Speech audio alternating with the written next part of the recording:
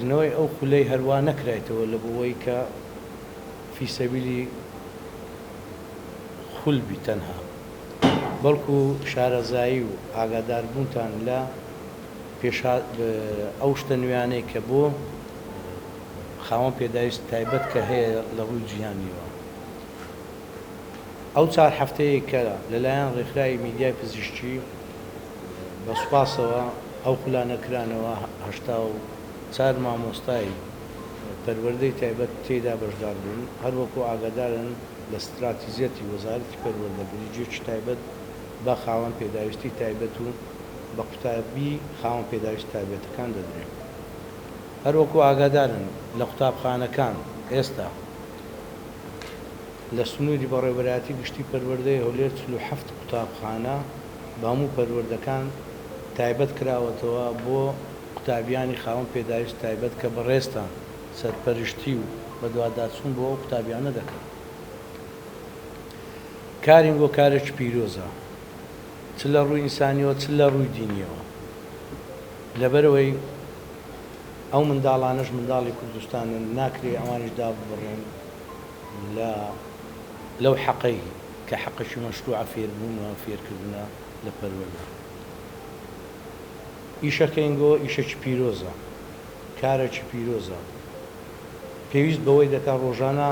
ئەنگۆ خۆتان ئەبدێتکەنەوە چۆن پێویست دەکەن. ئەو خولانە کە دەکرێتەوە کلیلەکە دەدرێتە دەستجەنان کە دەرکەکانی پێ بکەیەوە لە بۆ چوونە ژۆرەوەی ئەو پێداویستیانەی کە خاوەن پێداوی بۆ تەشخیصکردن و لە نێزیکەوە ئاگادار بوون لە چۆنیەتی کارکردن لەسەر ئەم جۆرە قوتابیانە. بە خۆشحاڵیەوە لەو ماوەیە کە لە خولەکان لێ بەخۆشم بەشدار دەبم لە کۆتایی هەموو خولەکان سەردانی وابزام ئەوڕۆ ئاخیر خولە کە بەڕێوە دەچی دەبی ئەوەی بزان کە ئێمە لە نێزیکەوە گرنگی پێدەین. خودی جەناوی وەزیر مهتەمە بەو مۆزوعی و پێش بێمە ئێرەش بەشداریم کرد لە کۆتایی هێنان بە خولەک کە لەلایەن ڕێکخراوێک بۆ لەسەر سنووری شارەکانی هەرێمی کوردستان کرا بۆ خول بۆ ئەو مامۆستایانە بۆ بە مەبەستی تەشخیصکردنی چۆنیەتی تەشخیصکردنی خاوەن پێداویست تایبەت بۆ قوتابخانەکان و چۆنیەتی مەعامەلەکردن لەگەڵی. پێش بێمە ئێرە لەوێ بووین تەواومان کرد. ئەوەی مەبەستە لێرە مامۆستایان پێویستە کارەکەین بۆ پێویستی بە خۆشەویستی هەیە زیاتر، چۆگە ئەو کارە زۆر خۆش نەوێ تەنها بە مەبەستی دیتنەوەی کاربی وابزانی بۆ مەبەستی بژێوی بەکاربێ هەندێک فەرقی هەیە. دەبێ ئەمە ئەو کارەی تێکەڵکەین لەگەڵ شتە ئینسانیەکانیش، چۆگە کارەکەت خۆش بوێ دەتوانین ئێمە ببینە سەرچاوەک لە بۆ هاوکاری و یارمەتیدانی ئەو خێزانانەی کە ئەو منداڵانەیان وایە. ئەو کارش چ لە ڕووی نیشتیمانی بی، چ لە ڕووی مرۆڤایەتی بی، چ لە ڕووی دینیش بی، کارێکی پیرۆز و پاداشتی دنیا و قیامەتی تێدایە نیە تاسیوە. چۆ ئەو خێزانانە کە ئەو جۆرە منداڵانیان هەیە ئەو منداڵانە دەبی تیان بگەی وامە ئەوەشمان لە دەست هەیە باخچەی ساوایانی باخچەی منداڵانی جوان بوو چەندین قوتابی وا کە داخلی ئەو باخچەی بوو بە خۆشحاڵی و ئێستا ئەو قوتابیانە قسەی دەکەن تێکەڵی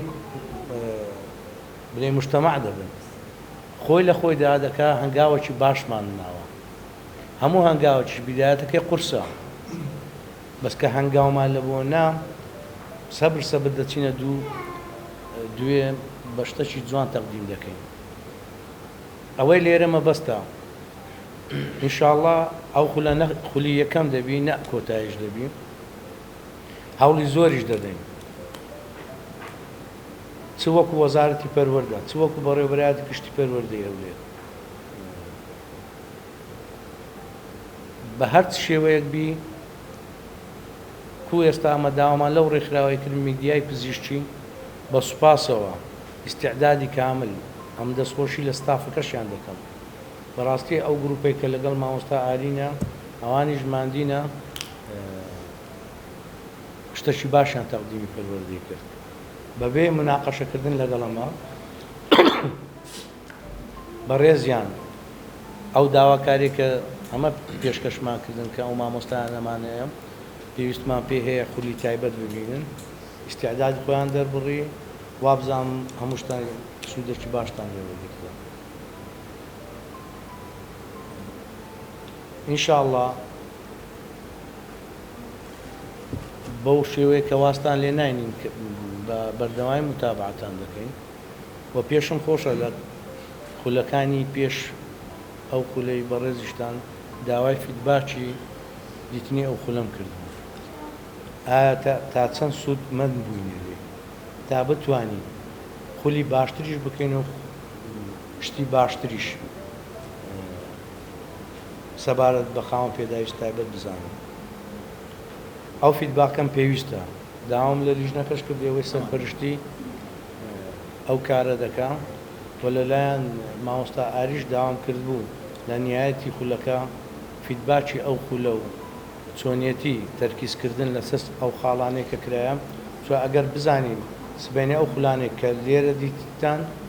تا بتوانین بەرنامەی کەمانەبی خولیتکە بکرێتەوە بە مەنهەجی تکە باقت کەش ئەو ژوورە سەرچاوانەی کە لە قوتابخانەکان هەیتمان هەوڵ دەدەین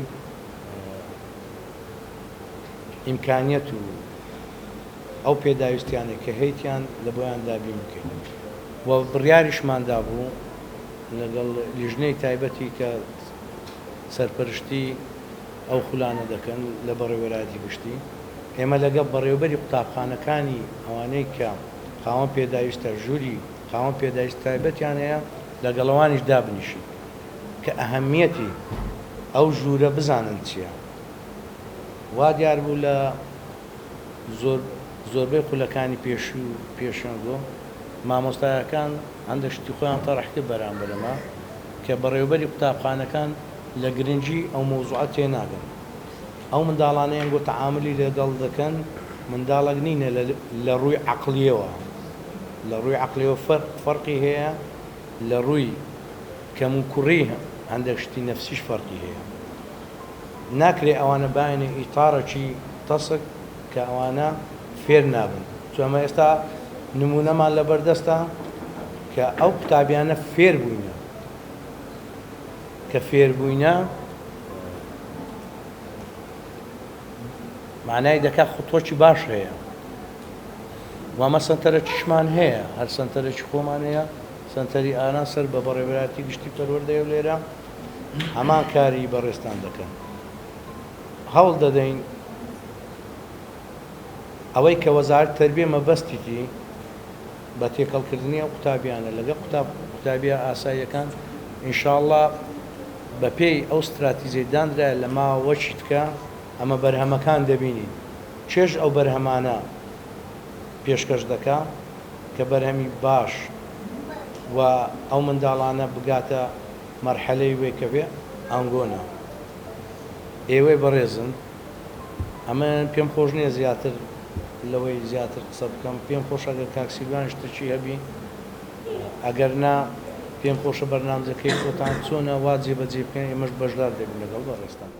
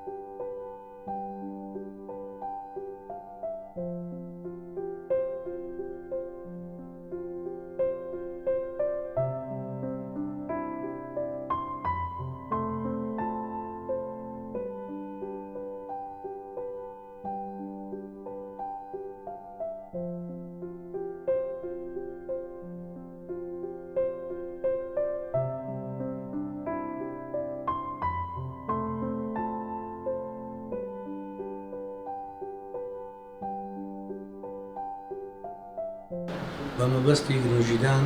بە مناڵانی خاوەن پێداویست تایبەت لە سنووری بەڕێوەبەرایەتی گشتی پەروەردەی هەولێر کە 47 قوتابخانەمان هەیە کە ژووری سەرچاوەی تایبەتی هەیە بۆ ئەم قوتابیانە. ئەمڕۆ 27 2023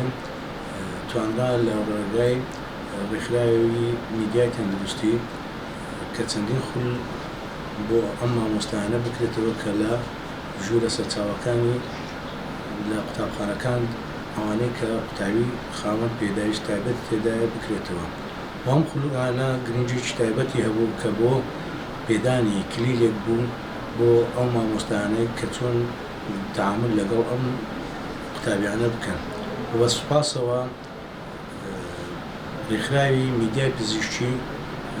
هاوکاریەکی باشی کردین بە مەبەستی زیاتر بەرەپێدانی ئەم مامۆستایانە لەو قوتابخانانەدا. و ئەم خولە ئەمڕۆ کە چوارەمین هەفتەی خولەکەیە 80 مامۆستا لە تێیدا بەشداری کرد کە لە تێیدا بڕوانامە پێشکەش بۆ مامۆستایانە کرا. بۆ هیواین کە لە سنووری بەڕێوەبەرایەتی گشتی پەروەردەی هەولێر کە کاری باش ئەنجام بدەین سەبارەت بەم قوتابیانە بە گرنگی تایبەت پێ بدەین لەبەرەوەی خولی جەنابی وەزیری پەروەردە زۆر گرنگی بەم بابەتە دەدا